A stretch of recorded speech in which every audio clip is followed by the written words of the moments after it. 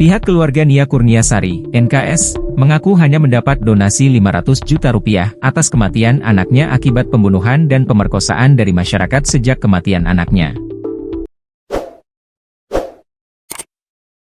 Ibu NKS Eli Susanti, mengatakan, sejak kepergian anaknya dukungan berupa doa dan finansial terus disalurkan oleh masyarakat. Dari semua dukungan secara finansial, keluarga menerima donasi sebanyak 500 juta rupiah, ujarnya. Dukungan finansial tersebut sampai saat ini sudah digunakan keluarga untuk membangun rumah dan musola. Sampai saat ini pembangunan rumah dari uang donasi tersebut sudah selesai, rumah sudah ditempati keluarga sejak sebelum Ramadan.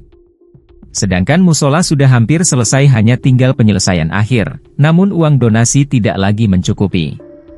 Harapannya uang donasi bisa bertambah agar surau tersebut bisa cepat selesai, ujarnya. Ia mengaku uang donasi yang sempat dijanjikan dari Malaysia sampai saat ini belum sampai ke pihak keluarga. Selain untuk membangun rumah dan surau, uang donasi juga sudah digunakan keluarga untuk membeli 2 unit sepeda motor, membiayai ujian paket adik NKS dan kebutuhan sehari-hari keluarga. Melalui uang donasi itu pula sampai saat ini Eli belum kembali berjualan gorengan seperti kala sebelum anaknya meninggal dunia. Perlu diketahui, kasus pemerkosaan dan pembunuhan gadis penjual gorengan ini terjadi Kecamatan 211 Kayu Tanam, Kabupaten Padang Pariaman, Sumbar. Korbannya merupakan seorang pelajar SMP bernama Nia Kurniasari atau NKS, 18, warga Korongpasa Surau, Nagari Guguak, Kecamatan 211 Kayu Tanam. Nia kesehariannya menjual gorengan di sekeliling kampung, sehingga kasus ini disebut dengan kasus gadis penjual gorengan. Sementara pelaku bernama Indra Septiarman atau Is alias Indragon, 28, pemuda yang tinggal di Korongpasa Surau, Nagari Juha Guguak, bersebelahan dengan kampung korban. Pembunuhan dan pemerkosaan ini terjadi pada Jumat, 6 September 2024, saat korban dinyatakan hilang oleh keluarga lantaran tak kunjung pulang setelah pergi menjual gorengan.